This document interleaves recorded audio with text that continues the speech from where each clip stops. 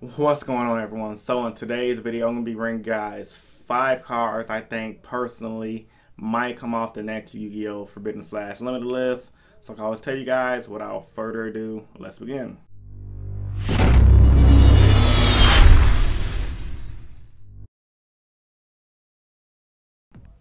Start out by saying, now the reason I want to make this video is because I was going to do it originally as a top 10.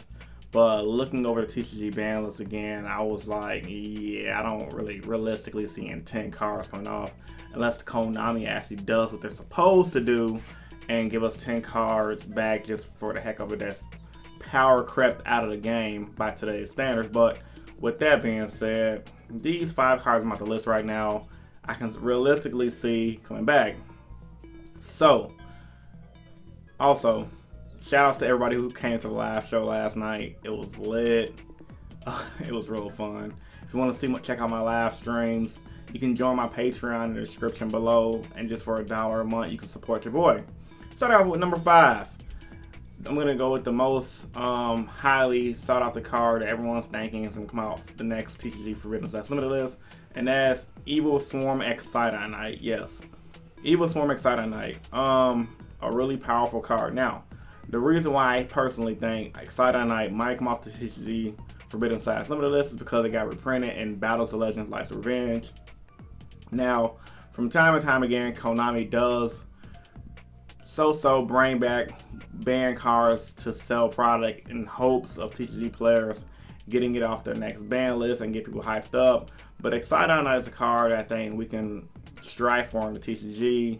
And that's just simply due to the fact that it's a pretty good card.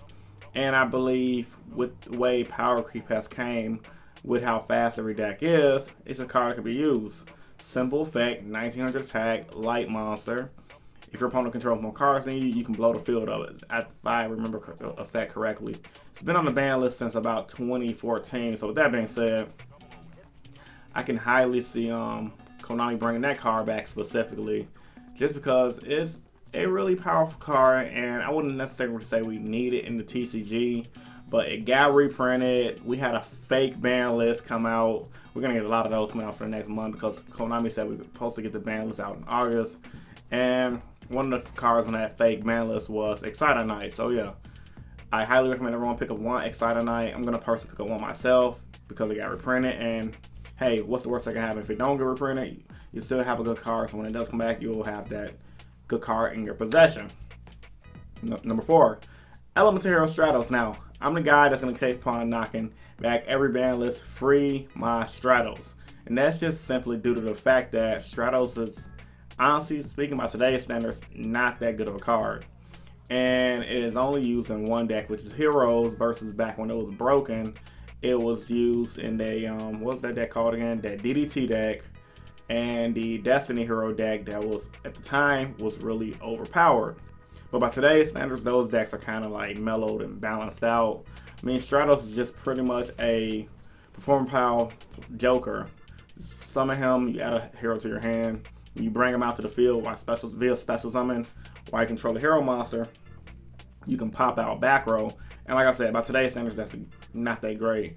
I can even argue cards like Satellar Knight, Deneb, the one that searches, and Performance Power Joker is better than Stratos just because of what they do and can be used and abused in more decks versus Stratos, who can only be used in about, let's say, 2 or 3 decks that are not that relevant at this point in time. So the OCG has Stratos at 2, and it's not really doing much outside of being a staple in hero decks and actually give hero decks a chance to top.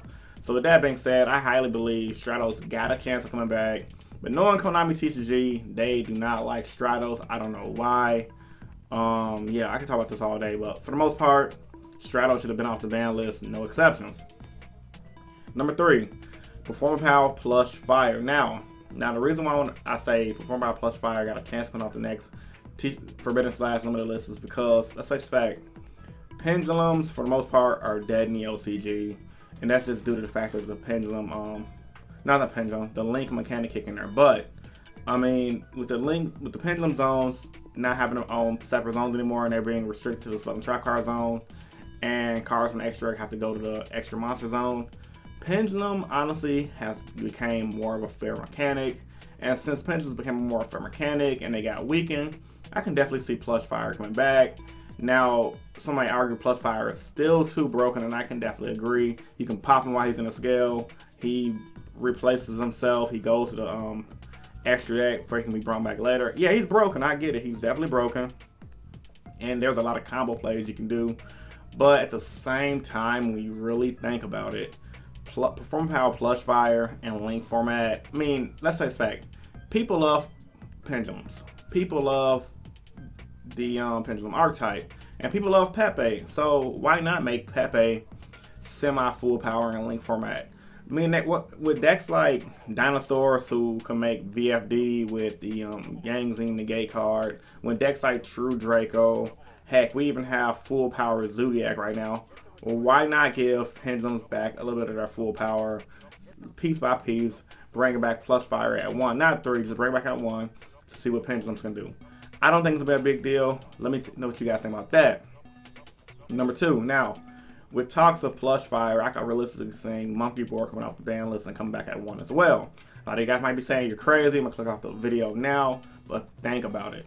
Like I just said, everything I just said with Plush Fire. Monkey Board, like, you play him, you add a level 4 or lower, I believe it's Performance Power card from your deck to your hand. You can get your Joker, make a scale, and he's really good for the Pendulum archetype. But with that being said, Pendulums aren't doing anything in the OCG. You might see a player do something with Pendulums here and there because they're playing Rogue and they like the Pendulum deck. But let's be realistic, guys. There's so many different things that hurt Pendulums. We got Unending Nightmare. We got Cosmic Cyclone. We got Typhoon that can be activated from my hand. We got Ghost Ogre. We got Ash Blossom. The list can go on from there. And then we got monsters that, like I said, the Masterpiece, True Draco Saiyan King. For now, we have Dryden until he gets hit.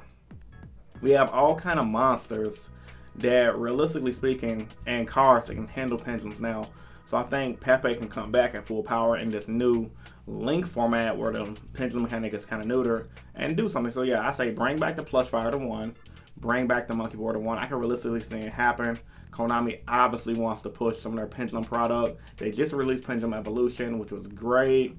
Unfortunately, the Magician deck didn't live with the honestly speaking, Magician deck did live with the hype because I think a few of them did top nationals fuse with Zodiac, and a few of them did good in Europe as well. But with the help of the new, with the help of Plush Fire and Monkey Board, I can see some Pendulum Pepe decks do well.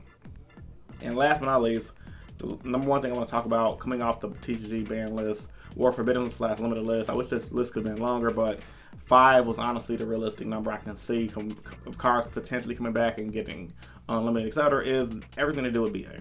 Now, once again, before you guys click the video, I was like, oh my god, I hate the Burning Abyss. Dante, the deck should be unfair.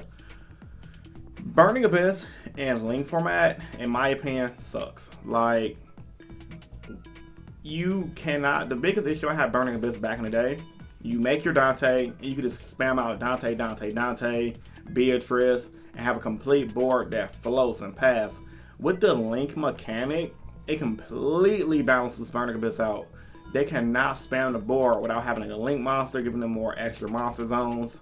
So let's say, for example, right now with the current Link setup we have, you try to go Burning Abyss, you make your Dante. You can't do it no more because you don't have any more extra monster zones. And if you make a Link monster, the Burning Abyss monsters are going to go suicide on themselves. So right now, the only thing you probably could realistically do is make Beatrice, and that's pretty much it. So Burning Abyss honestly does not have a lot of power, and Link format is really more balanced than Link format. So with that being said, I believe everything doing with BA, triple Beatrice, can just come out triple Scar, triple Scrap, can just come off the ban list because why are they there? There's no reason, and I can honestly see Konami doing that just because like they are 100% balanced in my personal opinion in Link format. Unless they get a Burning Abyss Link monster, then hey, keep them all in the ban list. But hey, that's just what I think about that. So with all that being said, guys, I know there are a lot of cards that a lot of players want to come off the TCG ban list. I believe that for you guys to post in the comment section down below. And also, while we're in the comment section down below, you guys can hit the description, check out my homie All About You's YouTube channel. He does the Naruto CCG discussions, and he's doing a lot of giveaways for the Dragon Ball Z card game as well, so check him out.